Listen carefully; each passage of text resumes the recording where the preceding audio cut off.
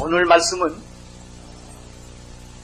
개인적 차원의 구원을 넘어서서 온 인류의 구원을 완성하는 그런 메시지입니다. 로마서의 구원의 메시지의 결론이라고 말을 해도 좋은 그런 말씀입니다. 우리들이 퍼즐을 가끔 할 때가 있습니다. 500쪽짜리, 100쪽짜리 이렇게 그 퍼즐을 이렇게 맞춰가는 거 있는데 그거 해보면 참 재밌습니다. 저희 부부는 가끔 그걸 잘합니다. 일주일 열흘 동안 쭉 시간 나는 대로 이 퍼즐을 해보는데 먼저 이 가에서부터 패드를 만들어서 그림 비슷한 것부터 해가지고 만들는데 어떤 거는 좀 비슷비슷해서 잘 안 되는 데도 있고 꼭 맞는 것 같은데 안 맞는 것 같기도 합니다.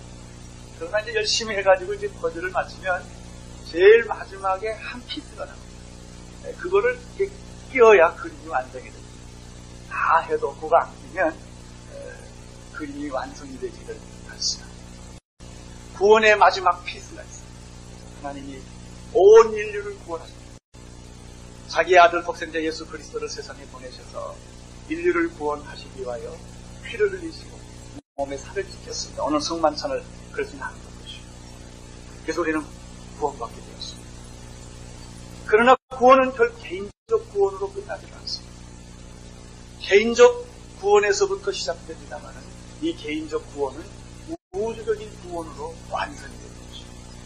이 완성의 마지막 피스, 그 마지막 조각이 들어갈 때 그림은 완성되는 것입니다. 오늘 그 마지막 피스를 끼운다는 이것이 이스라엘 복음입니다. 하나님이 온 이방인을 구원하셨습니다. 2000년 동안 예루살렘으로부터 시작된 이 복음은 유대와 사마리아와 땅끝까지 전 세계를 돌아다녔습니다. 이제 하나님이 마지막 때 우리에게 한 비밀을 보여주셨는데 그것은 구원의 완비밀, 구원의 완성은 예루살렘의 회복, 이스라엘을 회복시키심으로 말미암아 모든 이방인들을 구원하시고 그리고 이스라엘을 구원함으로 말미암아 구원을 완성시키는 것입니다. 여러분 우리들이 구원의 얘기를 할 때 목마르고 갈등을 느끼는 이유 중에 하나는 구원을 너무나 평적으로 단순하게 생각하기 때문에 그런 것입니다. 이 구원을 받을 때 우리가 영적 구원만 받는 게 아닙니다. 육적인 구원도 받습니다. 육적인 구원, 우리가 이 세상에 살아나가는 이 정신의 모든 영역에 있어서 하나님의 구원이 있습니다. 그리고 정말 우리의 영의 구원이 있는 것입니다. 이 구원은 이렇게 총체적이고 전 인격적인 것입니다. 우리가 한 부분만을 보고 구원을 얘기할 때 우리는 그것이 그 말이 틀린 말은 아니지만 완성된 말이 아닌 것입니다. 우리는 예수 그리스도로 말미암아 이미 구원을 받아들입니다. 그렇죠? 여러분 다 구원을 받았습니다. 그러면 구원을 받았으므로 다 끝났느냐? 그렇지 않습니다. 우리에게 주신 이 놀라운 구원은 현재 이루어지고 있는 것입니다. 내 삶을 통하여 그 구원은 하나님의 능력이 그 구원, 내가 살고 있는 이 현실에서 성취되고 있는 것입니다. 그러나 그것으로 끝나는 것이 아니라 어느 날 그 구원은 완성될 것입니다. 하나님의 영광과 이 구원에는 과거가 있고 현재가 있고 미래가 있습니다. 영육혼의 구원이 있는 것입니다. 개인적인 구원이 있고 온 인류의 구원, 우주적인 구원이 있습니다. 이 구원의 대드라마를 우리가 전체적으로 이해할 때 내 부분적인 내 삶에 있어서 구원이 살아나기 시작합니다. 목적이 생기고 방향이 생기는 것입니다. 이것이 하나님의 구원입니다. 사도 바울은 개인의 구원을 이야기할 뿐만 아니라 온 인류의 구원을 이야기합니다. 온 인류의 구원의 핵심에는 무엇이 있느냐? 이스라엘의 구원이 있습니다. 하나님은 이스라엘을 다시 찾으신다. 하나님은 이스라엘을 다시 회복시켜 주신다 하는 것입니다. 25절을 보겠습니다. 25절 시작.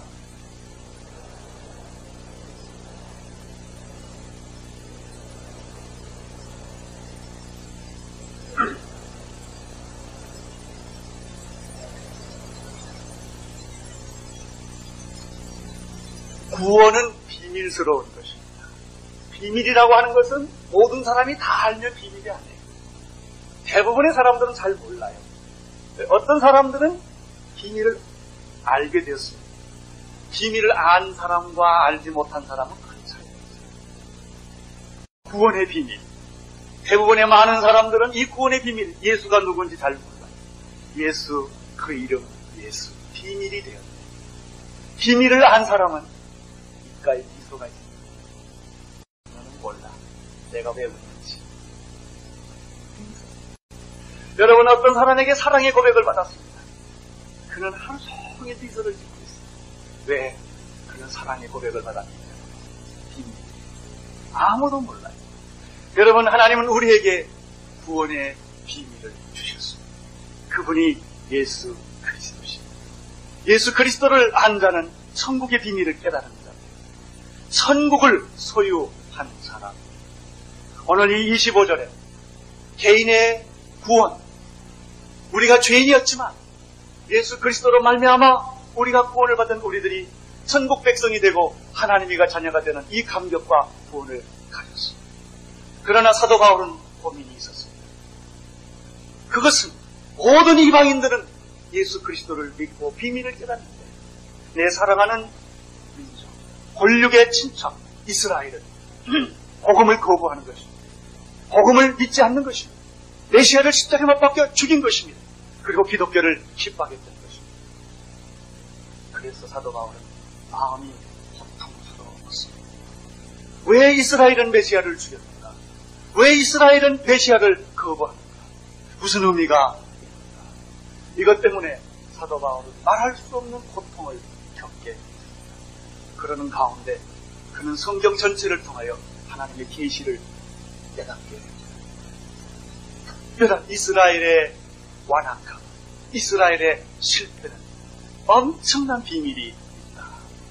이 비밀을 깨닫는 것이 바로 구원의 완성의 이름입니다.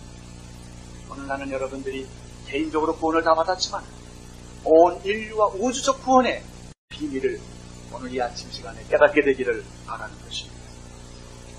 25절에 보면 형제들아 너희가 스스로 지혜 있다 함을 면치 위하여. 이 말은 무슨 말입니까? 너희들이 정말 지혜를 얻기 위하여 이 말. 여러분들이 자칫 잘못하면 어리석은 자가 되기 쉽다. 구원의 전체 비밀을 알지 못하면 여러분들은 다 아는 것 같고 다 얻은 것 같지만 실제로 아무것도 얻은 것이 없다. 내가 너희에게 정말 참 지혜를 이야기해주고 싶다. 이 지혜는 비밀을 깨닫는 것이다. 그 다음 보십시오. 형제들아 너희가 스스로 지혜 있다 함을 면치 위하여 이 비밀을 너희가 모르기를 내가 원치 아니하노니. 그 다음에 비밀은 무엇입니까? 비밀은 시작 이방인의 충만한 수가 들어오기까지 이스라엘의 들어는 완악하게 된 것이다. 이걸 비밀이에요. 오늘 이것을 깨닫는 자에게는 하나님께서 마지막 그 그림의 피스를 집어넣는 것 같은 그런 축복을 받게 된 것입니다. 여러분, 우리들이 어떻게 구원을 받게 되었습니까? 우리는 구원을 받을 수 없는 사람들입니다. 우리는 아브라함도 없고 이삭도 없고 야곱도 없는 사람입니다. 우리는 조상이 없어요. 우리는 모세를 통해서 율법을 받았던 이스라엘처럼 율법을 받은 적이 없어요. 우리는 하나님의 이름을 불러본 적이 없어요. 우리는 귀신의 이름만 부르고 살은 이방인들이에요. 우리는 하나님을 몰랐어요. 성경책도 없었어요. 선지자도 없었습니다. 약속도 없었습니다. 캄캄한 그런 절벽 속에 그런 캄캄한 그런 지옥 속에 살고 있는 이방인들에게 복음의 빛이 들어온 것입니다. 이 복음의 빛은 어떻게 들어오게 된 것입니다.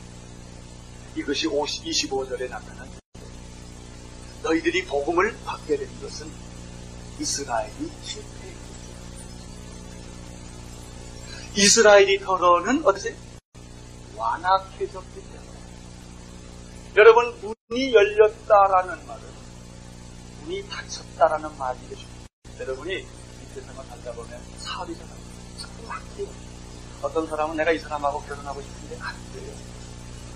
다 하고 싶은 거 되는 게 아니에요. 여러분이 문이 이게 어디 자꾸 막히는 것을 경험해야 돼요. 문이 막혔다라는 뜻은 뭐예요? 어딘가 문이 열렸다라는 거예요. 문이 막힌 것만 보는 사람은 절망하고 살아요. 여러분이 문이 막힐 때 문이 어딘가 열려 있습니다. 그걸 보시면 거기에 하나님의 뜻이 있어요. 축복입니다. 하나님은 이스라엘 이방인들에게 복음을 주기 위하여 문을 열어 놓으셨는데 이방인들에게 문을 열게 하기 위해서는 이스라엘의 문을 막으시고, 그래서 이스라엘은 복음을 거부하고 메시아를 십자가에 못 박혀 죽게 되는 것입니다. 뿐만 아니라 2000일 동안 여러분 움직이지 않는 바위처럼 유대인, 이스라엘 예수를 믿지 않고 지금까지 거부하고 있습니다. 왜 그렇습니까? 이 성경에 보면은 이방인의 충만한 수가 들어오기까지 이스라엘의 도로는 뭐였어요? 완악한 지렛대가 있어요. 지렛대가 돌을 움직이기 위해서 거기에 지렛대 밑에 저기가 있어요.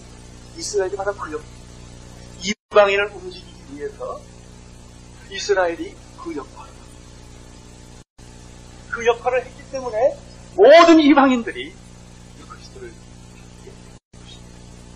여러분, 이방인들이 예수 믿는 걸 보면 참 재밌어요. 어떤 선교사가 와서 전도를 하는데 그 사람이 전도한 것만큼 열매를 맺느냐? 그렇지 않아요. 나는 하나를 심은 열매는 30배, 60배, 100배가 난다. 이것이 선교예요. 선교는 사람이 하는 게 아닙니다. 선교사가 순종을 하는 거예요. 순종을 해서 한 곳에 가서 뼈를 묻어요. 몇 사람 전도를 못해요. 그렇지만 하나님은 그것을 축복으로 여기시고 그것을 통하여 수천 명, 수만 명, 수백만 명을 예수 믿게 합니다. 이것이 선교예요. 2000년 동안 이 복음은 전 유럽과 미국과 전 세계를 지금 확산되어 가게 된 겁니다.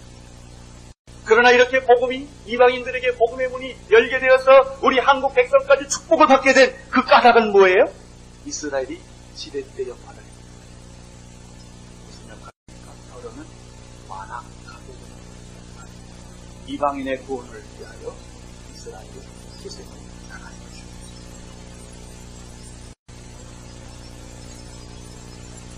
오늘 이 25절의 말씀 속에 보면 한 두 가지를 우리가 생각할 수가 있어요. 첫째는 하나님은 이방인을 구원하십니다. 하나님은 이방인을 버티지 않으십니다. 선택된 이스라엘만 구원하시는 것이 아니라 선택받지 못한 모든 열방, 족속, 이방인들을 하나님은 구원하기를 원하십니다.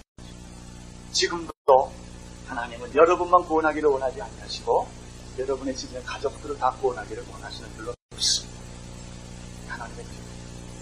오늘 여러분 주변에 예수 믿지 않는 분이 있으면 전도하십시오. 하나님의 마음, 하나님의 생각. 전도하지 않는 사람은, 잃어버린 영혼을 찾지 못하는 사람은 하나님을 모르는 사람. 교회 아무리 오래 다녀도 하나님의 마음을 몰라요. 하나님은 잃어버린 탕자를 찾으시고 타락한 나의 자를 회복하기를 원하시는 것이 하나님의 마음이십니다. 하나님은 이방인의 충만한 숫자가 다 들어오기를 원하고 계십니다. 여러분, 오늘의 교회가 왜 2000명 선교사를 보내기를 원하고 있습니다.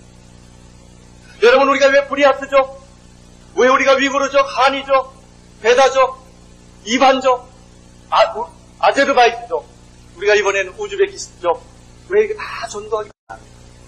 그 사람들이 예수님을 모릅니다.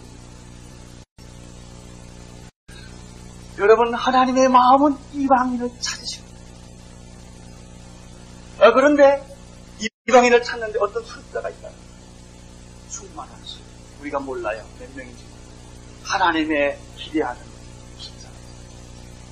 언제까지 찾으실 것인가? 지금까지 2000년 동안 찾으셨습니다. 여러분, 나는 북한을 하실 거 생각합니다. 12억의 중국을 생각합니다. 오슬렘권을 생각합니다. 하나님은 이 모든 족속들을 다 찾기를 원하십니다. 하나님의 마음. 오늘 나는 여러분들이 이 아침에 하나님의 마음을 깨닫게 되기를 원합니다. 누가 축복을 받는가? 하나님 마음 아는 사람이 축복받는 거예요. 누가 하나님을 사랑하는가? 하나님의 마음을 느끼는 자가 하나님 사랑합니다. 나는 오늘 여러분이 하나님 마음과 똑같은 그런 마음을 갖게 되기를 축원합니다. 이방인의 충만한 숫자가 있다. 그 다음에 여기서 우리가 발견하는 것은 무엇입니까? 이방인의 충만한 숫자가 돌아오기까지 이스라엘이 희생양처럼 희생을 당했다는 거예요. 그것이 이스라엘의 예. 만약에 이스라엘이 이렇게 실패하지 않았다면 내가 구원을 못 받았다는 얘기예요. 따라서 이스라엘의 실패는 나와 무관한 것이 아니라 나와 깊은 관계를 가지고 이스라엘이 나를 위하여 희생을 했다면 내가 이제 우리는 이스라엘을 위하여 또 희생할 차례가 된 것입니다. 그래서 이스라엘을 위해서 기도하라. 이스라엘을 정치적으로 보지 말아라. 성경적으로 이스라엘의 영적인 의미가 있다 하는 말씀을 오늘 이 자리에서 우리가 나는 우리 온누리교회가 금년에 12년이 돼야 되는데 이렇게 짧은 시간 동안에 축복받은 건 두 가지 이유 때문에요. 우리가 정말 죽음을 다해서 선교하려고 해요. 우리 교회 예산 어떻게 해서든지 다 거기에 투자해서 우리가 선교사님들 정말 할 수 있는 만큼 하려고 애를 씁니다. 이것을 하나님이 저는 기쁘게 보신다고 생각합니다. 또 오늘 이 교회 하나님이 축복해 주신 거예요. 저희들이 10여 년 동안 이스라엘을 위해서 기도했기 때문에 하나님이 축복해 주셨어요. 왜? 여기에 하나님의 마음이 이방인을 찾으시는 하나님, 예수를 믿지 않는 영혼을 찾으시는 하나님, 그리고 이스라엘을 찾으시는 하나님, 이것이 구원의 완성입니다. 그러나 그러면 하나님께서 이스라엘을 영원히 희생시킬 것인가? 이방인의 구원을 위하여 영원한 제물로 삼을 것인가? 그렇지 않습니다. 하나님이 이스라엘을 버리셨느냐? 그럴 수 없다.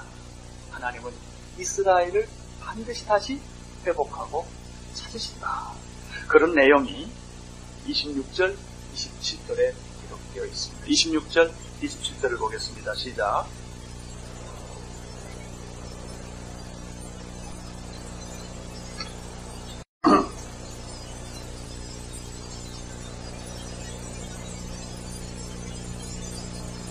이스라엘은 이방인을 위하여 희생을 당했지만은 그러나 하나님은 이스라엘을 버리시지 아니하신다. 이방인을 구원했다면 왜 하나님이 이스라엘을 구원하지 않겠냐? 이방인도 이렇게 사랑했다면 왜 하나님이 자기의 백성인 이스라엘을 사랑하지 않았냐? 자기에게 사랑하는 백성인 것이다. 온 인류를 위하여 예수 그리스도를 십자가 못 박혀 죽게 했던 그 희생이 하나님에게 있었던 것처럼 사랑은 희생이에요. 희생이 없는 사랑은 없는 거예요. 여러분이 누구를 정말 사랑한다. 여러분이 누구를 정말 사랑한다면 용서하고 기다려줘야 돼요. 따지고 대가를 받는 것은 사랑 아니에요. 하나님이 우리를 너무나 사랑하셨기 때문에 자기의 아들 독생자를 희생시켰고 하나님이 이방인을 구원하기 위하여 이스라엘을 희생시켰어요. 그것이 이스라엘. 그러나 하나님은 온 이스라엘을 뭐하리라? 구원하리라. 할렐루야. 저는 이스라엘을 반드시 구원될 것을 믿습니다. 온 이방인이 흑암의 백성이었던 이 한국 백성, 우리 이 한국 백성들도 이렇게 구원을 주셨는데 왜 하나님이 이스라엘을 구원하지 않겠어요? 그게 분명한 게 있어요. 지금이 그때라는 것입니다. 지난 2000년 동안 바위처럼 이스라엘을 움직이지 않았습니다. 메시아를 거부했습니다. 유대인의 600만 학살뿐만 아니라 전 인류, 전 세계를 유리방황하면서 수고했던 이스라엘들은 한 번도 움직이지 않았습니다. 최근에 성령이 임하셔서 이스라엘 유대인이 나오기 시작한 것입니다. 성공받기 시작한 것입니다. 이것은 우리가 주목해야 할 사건. 지금 그런 일들이 도처에서 일어나고 있습니다. 성경의 예언들이 움직이고 있는 것입니다. 오늘 26절, 27절에서 사도 바울은 이사야와 에스겔과 예레미야에 나타난 그 예언을 여기에 기록합니다. 하나님이 야곱의 집에서 경건치 않는 자들을 돌이키시겠고 회개를 시킵니다. 이제 하나님은 이스라엘을 회개하는 마음, 돌같이 딱딱하던 그들의 마음이 부드럽게 녹게 된다는 것입니다. 두 번째는 그들의 죄가 용서받게 된다는 것입니다.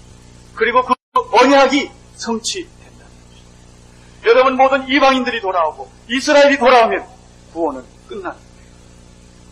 역사는 완성이 되는 것입니다. 주님은 재림하는 이것이 구원의 대서란 말입니다. 얼마나 놀라운지 이로 말할 수가 없습니다. 이스라엘은 유대인들은 메시아를 쫓고 그리고 기독교를 복음을 거부했어요. 복음으로 말하자면 원수였습니다. 그렇지만 하나님은 이스라엘을 버리지 않으셨습니다. 그 내용이 27절에 있습니다. 28절에 있습니다. 시작.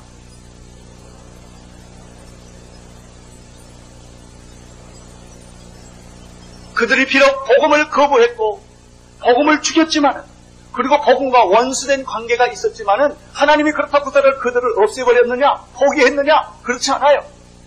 하나님은 그들을 끝까지 살아나 회복하기를 원하는 것입니다. 이 말씀을 통해서 우리가 위로받을 부분이 있습니다. 여러분 위해서 얼렁뚱땅 믿어도 하나님 여러분 포기하는 끝이 여러분은 하나님 못 이겨요. 하나님이 여러분 이기십니다. 반드시 여러분 구원할 거예요.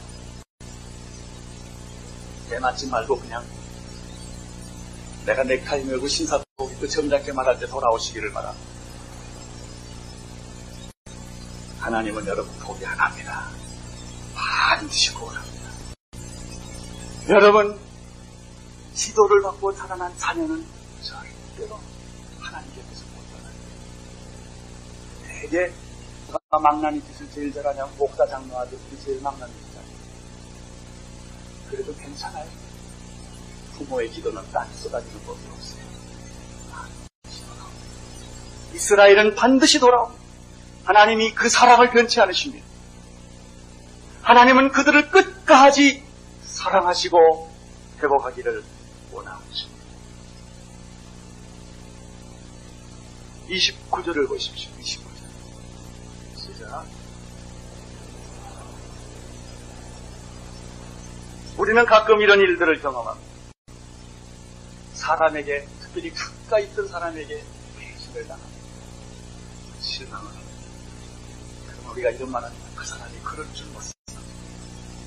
아니, 그럴 수가 있어. 그러면 내가 그 사람을 믿고 사랑하고 있을 때도 그 사람 나를 배신했다는 말이야.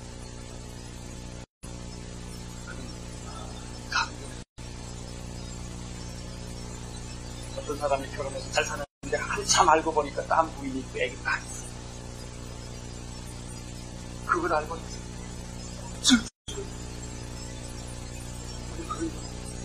그렇게 나를 대신하지 않았어요. 그때 모르고 잊어버린 게 후회해. 내가 저 사람을 그렇게 살아가는 거야. 그렇게 내가 그 사람에게 많은 선물도 주고 잘해주고 다른 여자가 그렇게 잘해줬는데 계속 바라보고 그랬을 때 우리는 배신합니다. 후회. 그러나 사랑하는 성도 여러분, 오늘 안심하길 바랍니다. 하나님은 후회하지 않으십니다. 사랑한 것에 대해서 후회하지 않으십니다. 그것이 바로 29절의 말. 하나님의 은사와 부르심에는 뭐가 없다? 후회가 없다. 여러분, 하나님이 여러분을 사랑하셨습니다. 여러분을 부르셨습니다. 그런데 우리는 배신했습니다.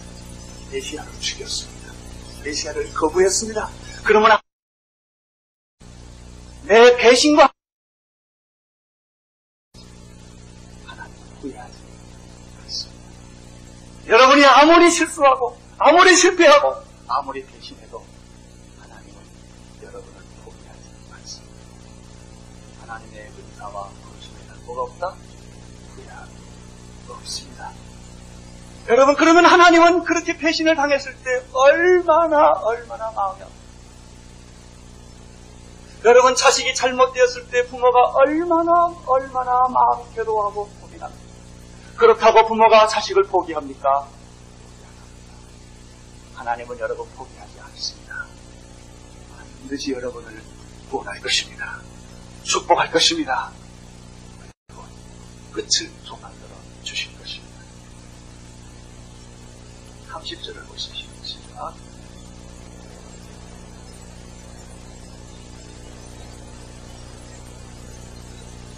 이방인의 경우들을 보면은 전에 하나님께 순종하지 아니했고 하나님도 몰랐고 하나님도 없었지만은 여러분이 이방인들이 조건 없이 긍휼을 받지 않았어요. 누구 때문에? 이스라엘에 순종치 아니함으로 이스라엘 때문에 우리가 구원을 받았다면 하물며 이스라엘은 하나님을 구원하지 않습니다. 이게 사도 바울을 기억합니다. 사도 바울은 유대인에게 전도하고 싶었어요. 유대인 회당에게 전도하고 싶었어요. 그러나 유대인들은 사도 바울을 죽이려고 했어요. 돌로 치였어요. 성방문으로 내쳤어요. 기절했어요. 아무리 유대인의 마음에 복음을 가지고 두드렸지만 아무도 문을 열지 않았어요. 그 결과 복음은 이방인으로 갔어요. 이방인의 복음을 전하면서 바울은 눈물을 계속 흘리는 거예요. 하나님, 그러면 내 가족은 어떻게 합니까? 이런 사람 있죠. 다른 사람 전도는 잘하는데 자기 가족 전도 잘합니다. 다른 사람이 예수 믿을수록 약 오른 거야. 아니, 이 사람은 내가 한마디만 하면 믿는데 우리 집에는 10마디 해도 안 믿어. 그냥 가슴이 아파. 이게 바울이다. 그런데 바울 비밀을 깨달았어요. 이유가 있다 이래. 누구 때문에? 하나님 이방인들을 얼마나 사랑했으면 이스라엘을 완악하게 만드십니까? 하나님의 사랑이 얼마나 큽니까? 자기 자식을 죽여가면서까지도 어찌 남의 자식을 그렇게 사랑하십니까?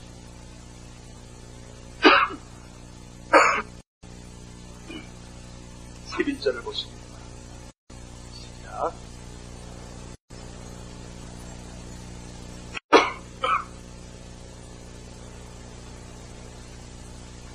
이방인도 긍휼을 주었는데 어찌 저희에게 긍휼을 안?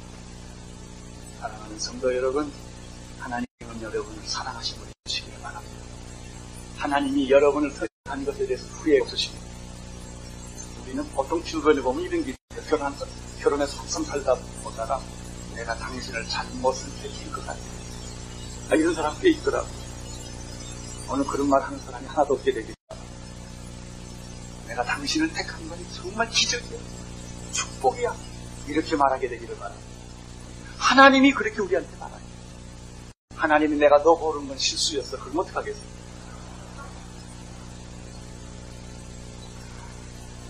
여러분, 우리는 하나님의 부름을 받은 사람, 선택을 받은 사람, 사랑을 받은 사람. 하나님의 마음은 어떤 걸까요? 당자가 돌아오고 자기가 사랑한 사람이 돌아오는 것. 그것이 하나님의 마음, 아버지의 마음. 우리에 있는 아홉 마리의 양, 집을 나간 한 마리의 잃어버린 양, 산을 넘어 들을 건너 바다를 건너 찾아오는 아버지. 여러분, 한 마리의 양의 경제적 가치가 중요한 게 아니에요. 그거 팔아봐야 얼마 되겠어요. 이 목자는 한 마리 잃어버린 양을 내가 잃어버렸기 때문에 얼마나 손해를 받는가 생각하는 분이 아니세요. 그러면 목자의 관심은 뭐예요? 이 양이 얼마나 지금 외로울까? 얼마나 고통스러울까? 찢기고 두렵고 이리떼들에게 쫓기고 다리가 부러지고 그 불쌍한 걸 생각한 것이지 이 양의 가치를 생각한다. 여러분, 하나님이 나를 찾으시는 것은 나 한 사람 구원받았다고 해서 뭐 어떤 큰일이 일어나는 게 아니에요. 그 영혼을 하나님이 불쌍히 돌아오게 해요. 그래서 하나님은 나 하나를 구원하기 위하여 그의 아들 독생자 예수 그리스도를 희생할 만한 가치가 있었다는 거예요. 여러분은 그만큼 사랑받을 만한 가치가 있다는 것을 믿으시기를 바랍니다. 32절을 보시겠습니다. 시작.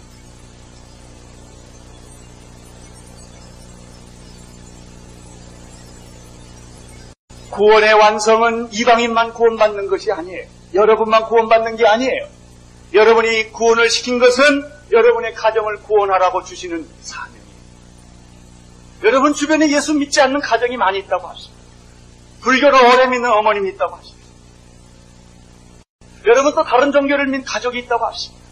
왜 그 가족 중에서 예수 믿을 만한 가능성이 없는 여러분에게 복음을 주어서 그 집에 가게 했나? 그 집을 구원하라고 하는 사명. 한국에 이렇게 하나님이 복음의 축복을 주셨는가? 짧은 100년 동안 전 세계 역사에 없는 복음의 축복을 우리 한국 땅에 주셨고 온누리교에 주셨는가? 너는 가서 모든 족속으로 제자를 삼으라고 하는 그 사명 때문에 그런 줄 알고 있습니다. 하나님은 모든 이방인이 돌아오기를 원하십니다. 뿐만 아니라 이스라엘이 돌아오기를 원하십니다. 그것이 32절에 하나님이 모든 사람을, 여기 모든 사람이라는 말은 이방인과 이스라엘을 다 포함하는 것이 이게 구원의 완성입니다. 주 예수를 믿어라. 그래야면 너와 내 집이 구원을 얻으리라. 아멘.